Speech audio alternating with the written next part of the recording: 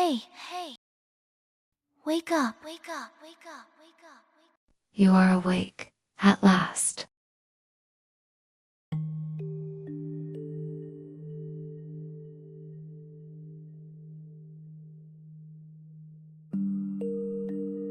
They say the deepest prisons aren't made of stone, but of silence and trust. For years, I believed my life was perfectly aligned, stable, predictable. My name is Liam, and at 32, I thought I had everything. A solid career, a beautiful apartment, and Chloe, the kind of woman who made life feel warm and effortless. But symmetry has a way of lying to you. The most symmetrical part of my life was Noah, my mirror, my twin. Where I built order, he breathed chaos. A brilliant artist, but always one mistake away from collapsing. He understood my silence, and I spent years picking up his broken pieces. My relationship with Chloe, it was my masterpiece. She loved my calm. I admired her grace. Together, we looked perfect. And Noah? Noah was the smudge on the canvas. The flaw I pretended made the picture more authentic. They tolerated each other only because of me. But I never questioned anything. A life built on trust, a future built on order. Symmetry only works until something shifts. The first fracture was barely visible. So subtle, I convinced myself it was nothing. But looking back, that was the warning I refused to hear. We were choosing the final artwork for the living room when Chloe mentioned an obscure technique, one only Noah specialized in. When I asked how she knew, she brushed it off. "Oh, I must have overheard you and Noah arguing about it last month." There was no such argument, and her answer felt rehearsed. Then the small things started to add up. The laughter that stopped when I walked in, the inside jokes, the way they slipped into a rhythm that pushed me further out of my own story. 2 weeks before the ceremony, Noah announced a solo retreat to a remote cabin. Chloe seemed almost relieved. That Friday, she said she'd be working late, but something inside me demanded proof. I called the office. She'd left an hour earlier. I checked Noah's social media. His last check-in? A remote trail, just 30 miles from the cabin she claimed was booked.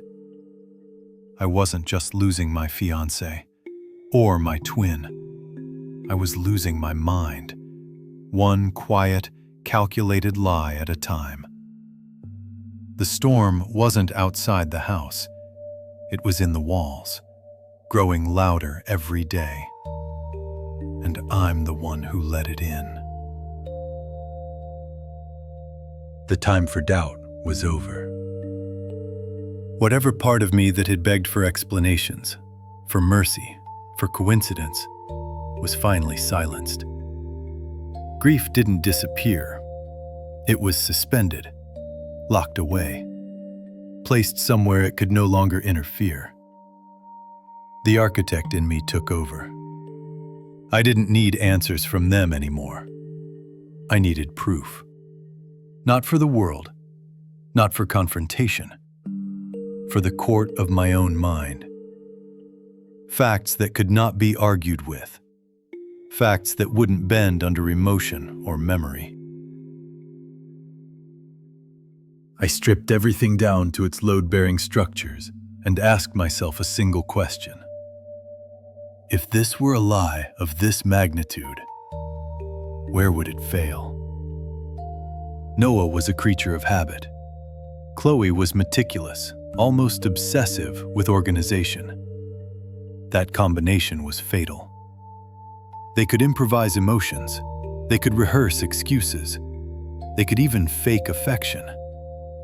But they could not sustain a deception that spanned months without leaving traces. Residue, hairline fractures. I began where lies always stumble. Logistics. First, the car. Chloe said she was taking a train, a digital detox. No car, no distractions, just solitude and clarity. The phrasing felt rehearsed. Words are cheap, machines are not. When I checked the wheel well of her car, I almost missed it. Almost. A fragment no larger than a fingernail, metallic green. Ben's truck. The train was a lie. Next, the money. Chloe was careful with finances, predictable, and predictability leaves patterns. Her banking app didn't scream guilt, but buried deep, a recurring transfer, same amount, same date, 3 months in a row. Not a hotel, a private rental service. Remote, discreet, off the grid. A cabin. Not spontaneous, planned, rehearsed. By then, my hands were steady, my pulse low. I wasn't angry. Anger requires uncertainty. I was past that. The final blow came from memory. The old family photo album. Smiles from before Betrayal had a name. That's where I found it. A reservation slip, hidden behind a photo of Noah and me as kids. The Pine Ridge Cabin, reserved 3 months ago. That was when something inside me hardened. Chloe hadn't joined Ben. She had planned with him, used my trust as camouflage. This wasn't a mistake. It was a project, a rehearsal for my destruction. I had the facts. I had the location. And I had the perfect weapon. Their own lies. I called Chloe. I told her I missed her, that the house felt wrong without her, that I was driving to her office just to surprise her. The pause lasted too long. Panic doesn't always sound like panic. Sometimes it sounds like someone breathing quietly in a collapsing room. I told her I was already on my way. I told her it would be romantic. The silence that followed wasn't Chloe. It was my life breaking. I ended the call. The hunt was over. For the first time, I felt calm, cold, focused, absolute. The drive to the cabin felt endless. Each mile was another nail driven into the coffin of my past. The rain started somewhere along the highway, cold, persistent. Not a storm, just a steady drizzle that refused to stop. It matched what was happening inside me. I wasn't panicking. My heart wasn't breaking. It was hardening. I saw the truck first. Noah's. Parked carelessly. Crooked. Like whoever left it hadn't expected consequences. Then the cabin. Small. Rustic. Almost harmless. A facade hiding something monstrous. I didn't knock. I pushed the door open. The sound carried through the cabin, wood against wood, sharp and final. They were there. Chloe turned first. The cup slipped from her hand and shattered on the floor. Noah froze, his face locked in an expression I had never seen before. Guilt. The air between us crackled. I didn't shout. I didn't need to. My voice came out low, precise. Chloe, the train to your digital detox must have been delayed or rerouted to this cabin with my brother. Liam, it's not what you think. Noah cut her off. Please, let me explain. Explain. Explain months of rehearsed lies. Explain shattered trust. Explain the deliberate destruction of my family. I laughed. The sound didn't feel like it belonged to me. There's nothing to explain, Noah. The Pine Ridge cabin reservation, 3 months ago. Chloe's recurring transfers. The paint on your truck. The story wrote itself. Chloe started crying. But it felt performative, a last attempt to save something that was already ash. Noah couldn't look at me. His eyes stayed fixed on the floor. I looked at them. 2 people I had loved more than anyone.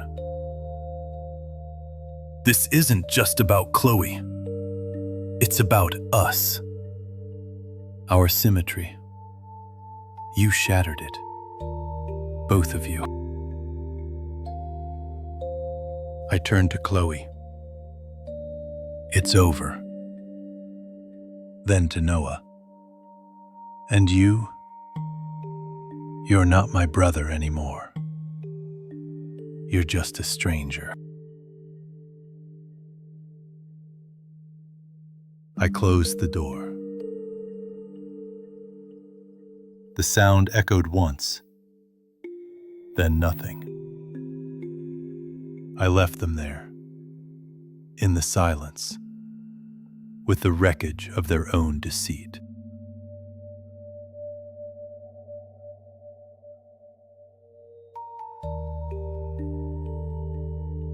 They say the calm after the storm is the most profound silence. For a while, I believed that.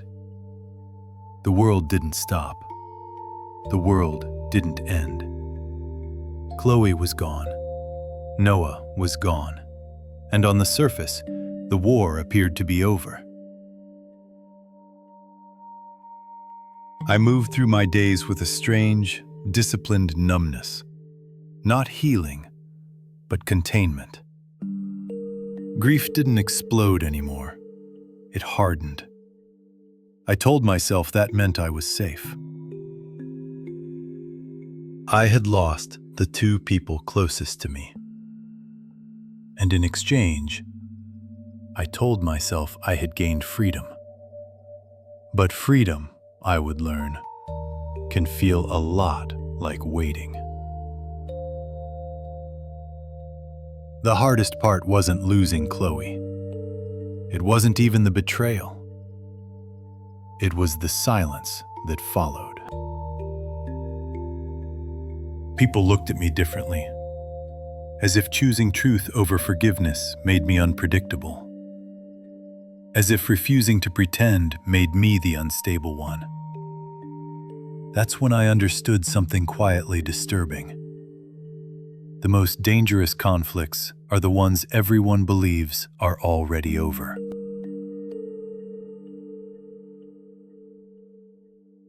Noah reached out eventually. His messages were careful, polite. Apologies shaped like explanations. Regret engineered to sound reasonable. I didn't respond. Not because I hated him, but because something in his words felt unfinished. Some distances aren't about anger.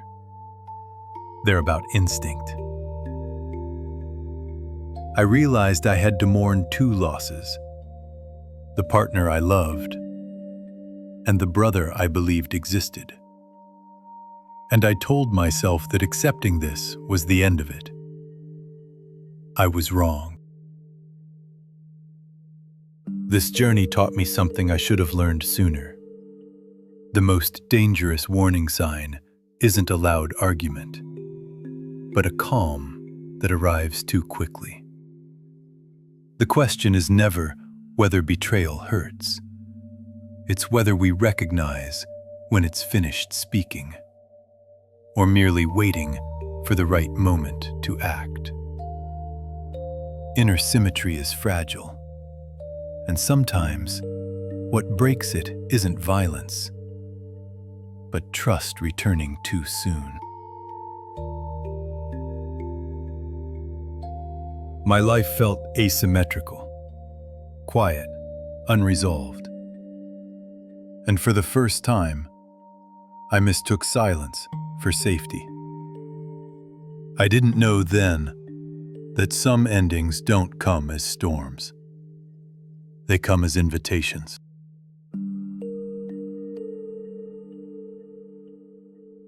Noah asked to meet me a week after my last unanswered message. Not at home, not in public. He chose a place from our childhood, a cliff overlooking the old valley, where the road ended and the land simply stopped. Just to talk, he wrote. No explanations, no pressure. I owe you that much. I told myself I was going for closure, but something quieter inside me whispered a different reason. I wanted to see his face one last time, to confirm that the brother I lost was truly gone. The wind was strong up there, cold, constant. It carried the smell of wet stone and pine. Noah stood near the edge, hands in his jacket pockets, staring outward. He looked thinner, older, like a man who hadn't slept well since learning how far he'd already gone. "Liam," he said, without turning. His voice sounded normal, and that unsettled me more than anything else. "I won't ask why," I said. "I won't ask how long. I'm not here for answers." He nodded slowly. "I know."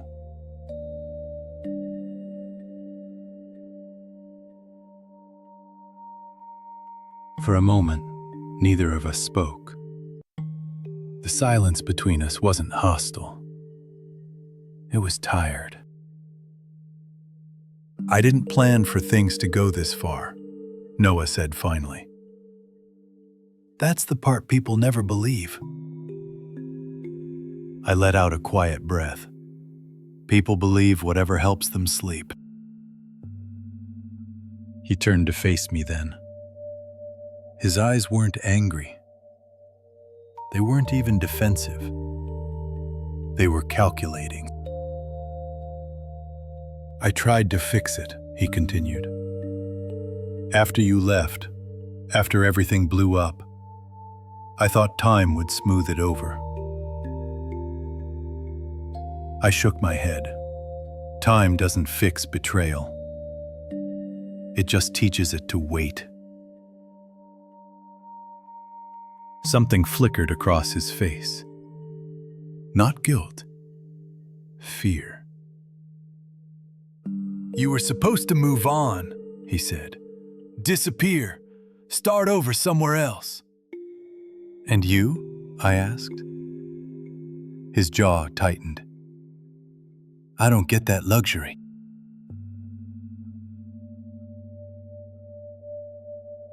That's when I understood. This wasn't about Chloe.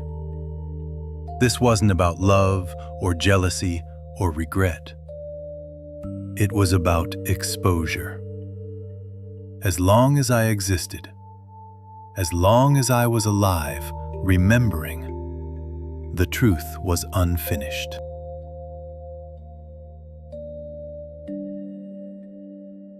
You're afraid, I said quietly.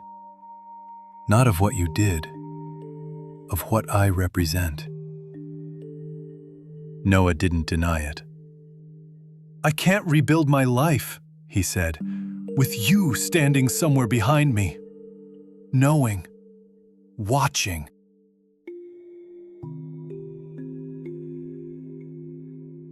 I took a step back, not toward the cliff, but away from him. You already lost me, I said. Whatever peace you're looking for won't be built on this. For a moment, something human surfaced in his eyes, almost enough to stop him. Almost. The wind surged. Noah stepped closer. Not aggressively, not suddenly, just close enough. I really am sorry, he said. And then his hand moved. Not a shove fueled by rage, but a deliberate push. Measured. Final.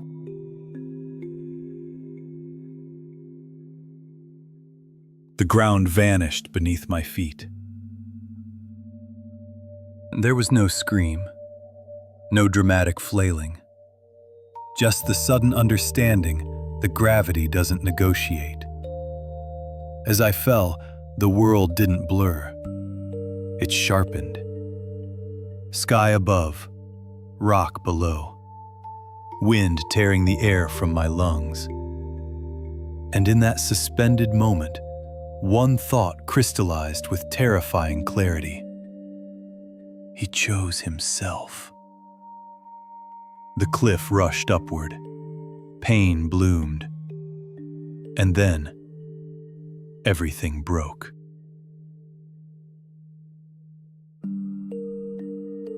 Darkness came first. Not the gentle kind. The violent kind. Thick, crushing, absolute. Pain followed. Not sharp anymore, but remembered, like an echo embedded in my bones, like my body still believed it was falling. I couldn't move, but I could feel, and that alone terrified me. I was certain of one thing.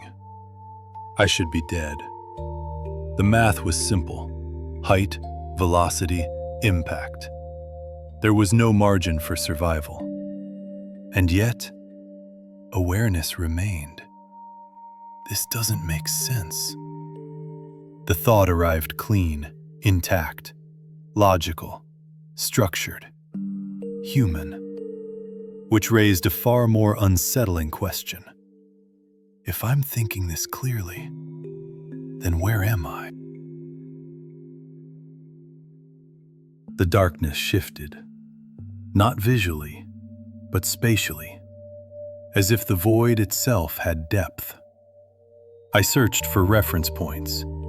Up, down, pressure, gravity. Nothing aligned. Am I alive? The idea felt wrong. I had felt the fall, felt the break, felt the end. Then is this death? I tested the theories. Heaven? No warmth, no peace. Hell? No fire, no punishment. A place in between? That possibility disturbed me more than either extreme. Then, a sound. Faint, distorted. Not inside my head, outside. A voice. Wake. My mind reacted instantly. Auditory stimulus, external source, which meant This isn't a dream.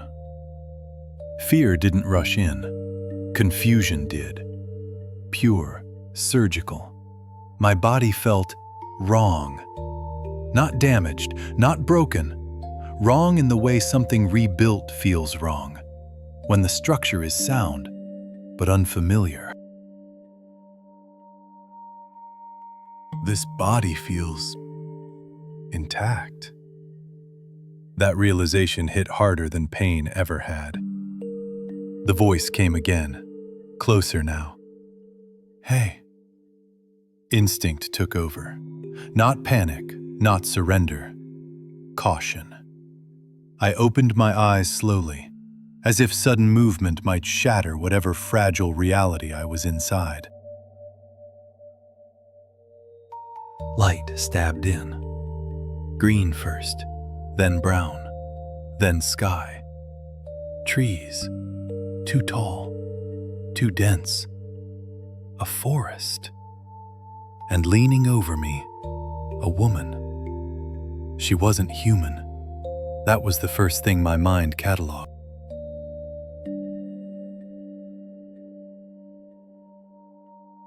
Her face was delicate, yet precise. High cheekbones, a narrow jaw, skin pale like porcelain touched by moonlight. Her eyes were large, almond-shaped, emerald green. Too clear, too aware. And then I noticed her ears, long, tapered. There was no mistaking them. She spoke again, her voice steady. "Hey," she said, "wake up." In that moment, something inside me tightened. It wasn't excitement, it was confusion and fear. Because my mind searched for something familiar, anything, and found nothing. Biology offered no answers. Evolution collapsed under its own logic. Probability simply gave up. None of it applied. None of it explained what I was seeing. That was when I understood. I wasn't dreaming. I wasn't hallucinating. And the woman standing before me, she was an elf.